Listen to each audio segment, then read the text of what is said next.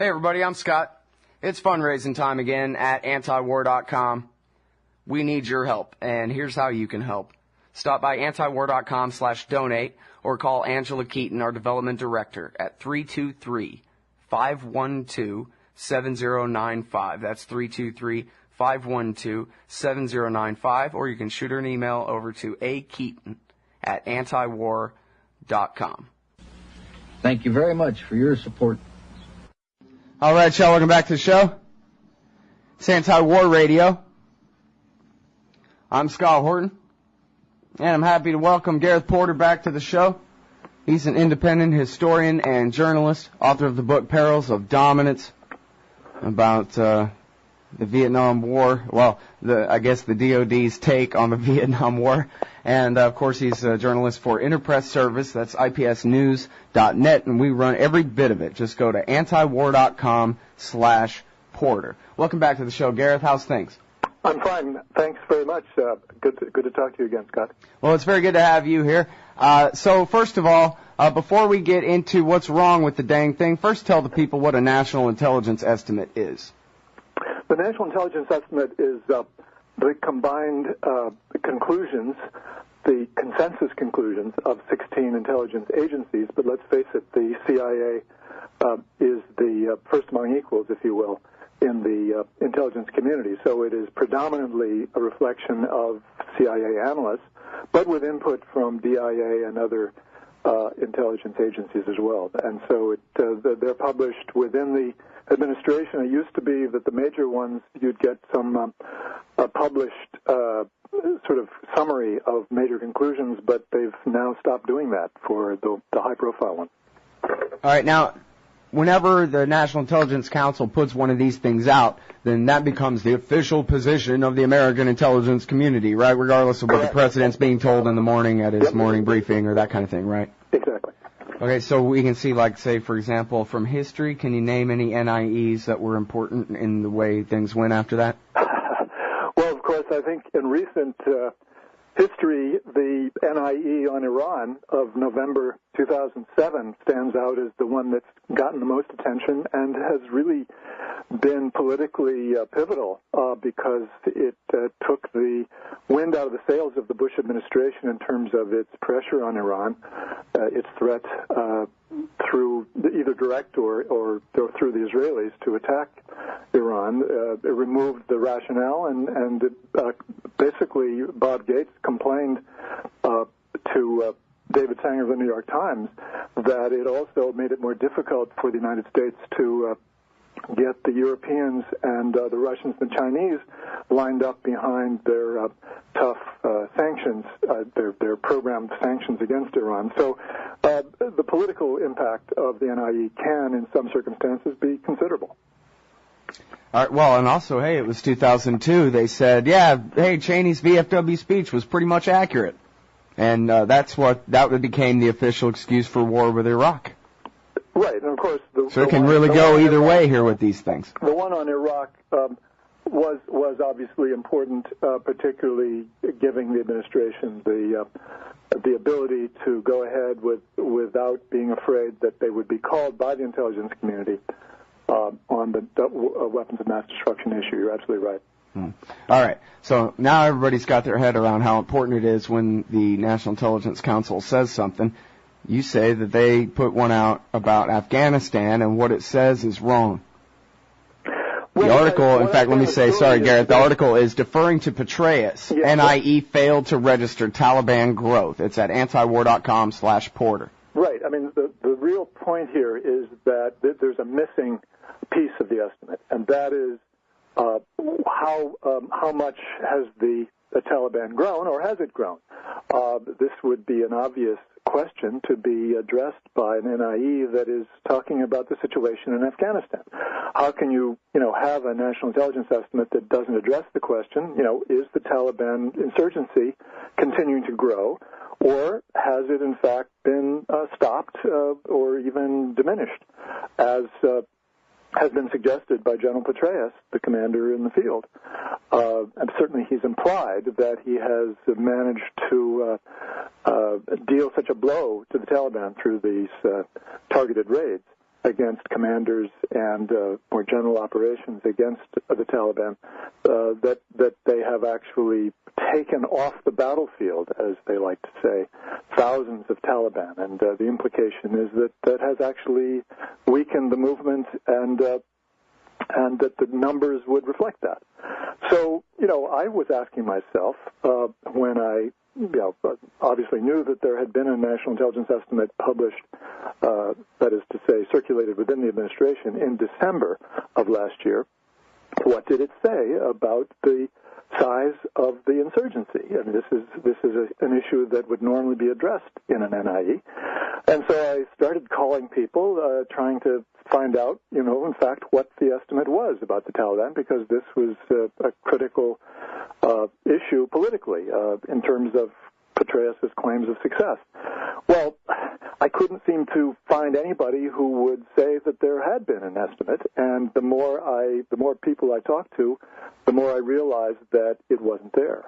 I finally talked to somebody who said, well, there's really a division of labor here in the intelligence on Afghanistan between the intelligence community dealing with those issues that do not have directly bearing on the success of the military, the relative success of the military effort, and the military, which is dealing with those issues that have to do with assessing their success. In other words, the military has been given the power, essentially, to judge whether it's being successful or not, including the question of whether the Taliban is growing. This is obviously a highly politicized judgment or decision to divide things up so that the NIE does not deal with the question of whether the Taliban has continued to grow or not. So I think that's the real story here, that Petraeus has indeed sort of pulled rank as the field commander and said, you can't judge whether I've been successful or not. That's for us to decide. And of course, this harkens back to what happened in the Vietnam War. And this is a very well-known story for historians who followed the course of the Vietnam War, about how the military command essentially refused to allow the CIA to issue a national intelligence estimate that increased the size of the communist-led forces in Vietnam. Because, again, Westmoreland had been arguing that they had been successful and in their military operations against the Viet Cong and the North Vietnamese, and they were saying that they would not accept any estimate that increased the size of the enemy's forces above 300,000. We're going to hold the line. Of course. Have you seen these body counts? We're winning. Right, exactly. So, in fact, there was a big standoff between the CIA and the military for months in 1967, where the CIA was insisting that this guy named Sam Adams, who was a young, very able, energetic, and ambitious CIA analyst who had discovered all this evidence, that was very clear that the military was just trying to hide the reality that the numbers had increased quite significantly, and particularly the numbers of local Viet Cong militia. The paramilitary forces of Viet Cong had grown substantially since the previous estimate. So he was insisting that the CIA should stand its ground and insist that the numbers were actually closer to 500,000. And military insisted on its prerogatives, said they wouldn't budge. And finally, Richard Helms, the director of the CIA at that point, told Sam Adams that he couldn't keep this up. He couldn't continue to stand up against the military. And the quote was something to the effect that my job is to protect the interests of the agency, that is the CIA, and I can't do that if I'm having a pissing match with the Army at a time of war. All right. Well, I think that's pretty good illustration, pretty clear illustration of where we are. We'll pick it back up on the other side of this break with a ton of excellent follow-up questions with Gareth Porter on Anti-War Radio right after this, y'all. All right, y'all, welcome back to the show. It's Anti-War Radio. We're on chaosradioaustin.org, the Liberty Radio Network, and antiwar.com/radio. Got a listen live button there, too. Hey, and while you're there, why not look up a little bit northward on the page there, and you'll see a button for antiwar.com/donate. It's that time again. Also, while you're there, check out antiwar.com/Porter. That's where we keep the archives of Dr. Gareth Porter from Interpress Service and author of Perils of Dominance about the politics of the Vietnam War. This article is called Deferring to Petraeus, NIE Failed to Register Taliban Growth. It's at, again, antiwar.com/Porter. And the point basically is that just like in Vietnam, the CIA is unwilling to contradict the military about the strength of the enemy.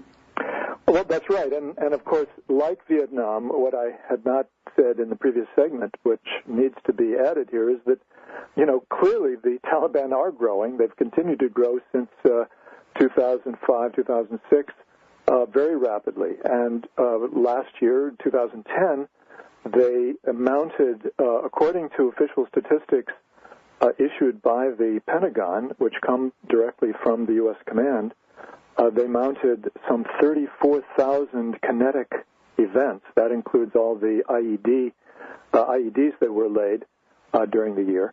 And that compares with 22,000 in 2009. So that's like a 54% increase in the number of kinetic events that the Taliban were able to carry out, indicating clearly that there was a major increase in their personnel capabilities. All right, now I'm sure you have more examples, but let me put this to you, because this is what it would say in an AP story.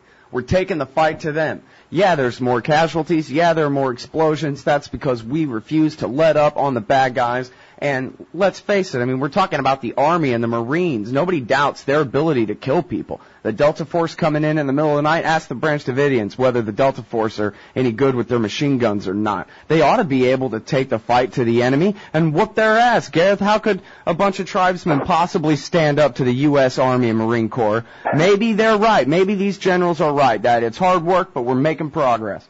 Well said, Scott. Well done. Nice summary of the case.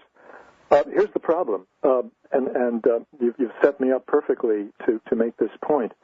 The numbers that I cited of 34,000 kinetic events in 2010 are not evenly distributed throughout the year among the 12 months. In fact, the high point of the 2010 surge, if you will, by the Taliban comes after the major step up in the targeted raids against the Taliban, which General Petraeus made so much of in August, September of last year when he made the rounds of the news media to talk about what was happening.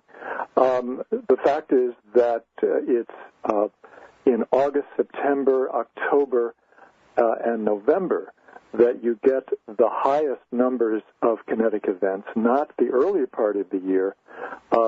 And remember that these targeted raids were stepped up, particularly in March, April, and May, and into June. This is the period that you had Petraeus crowing about the numbers of Taliban who were killed and captured.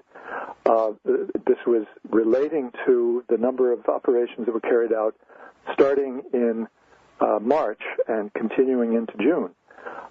So despite the killing and the capturing, the fact is that the Taliban continued to be able to mount ever higher numbers of operations of kinetic events in the latter part of the year. And what that tells us is that no matter how many were killed or captured, the Taliban were able to increase in a way that transcended that. In other words, they were actually continuing to mobilize more people than were being taken off the battlefield, more people by far. So it really doesn't matter how many the Americans might claim they killed or captured. The fact is that the Taliban were able to mobilize far more people than were taken off the battlefield. That's the bottom line. And this is where the failure of the CIA and the rest of the intelligence community to stand up to Petraeus and the military is a telling point about the politics within the executive branch, because just as we saw in the case of Vietnam, it's the military command which has the power primarily, not the intelligence analysts. The intelligence analysts are always in a weaker position. They don't have the support at high levels of the administration. Without that support, they're not going to be able to stand up to the pressure from the military. It's always going to be the military that prevails. It should be a given. It should be taken as for granted if that's the case. Well, let me ask you this. You say that back during Vietnam there was kind of a scandal about a CIA analyst who tried to insist on the truth, as opposed to what the military was saying about the strength of, I guess, the VC and the NVA together anyway. Right. Do you have in this case, obviously the CIA must know that what you're saying is right, that troop strength is growing and that Petraeus is lying. But do you have an example of the CIA admitting as much or information, like proof that they do know for a fact what you're saying? There's nothing on the record, and no one has spoken off the record saying that the CIA did in fact write an estimate, as was the case in Vietnam. There was a draft estimate which was on the table, and the problem was the military refused to accept it, and finally Richard Helms simply took it off the table. So in this case, I have no specific evidence that the CIA even went that far, that they in fact drafted an estimate of the size of the Taliban, which the military then sort of, again, vetoed. I think that what happened in this case is that there was an understanding before the NIE was even completed or even written that the military would, in fact, have jurisdiction over that question, that the CIA and the BIA and so forth would not, in fact, have the privilege or the right to put forward an estimate on that issue.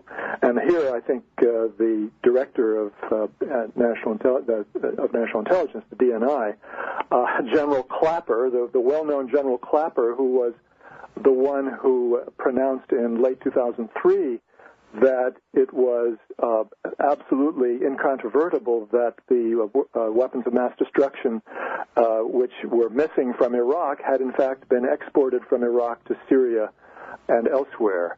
Nice. Hey, was he the guy that said that the Russians helped them do it?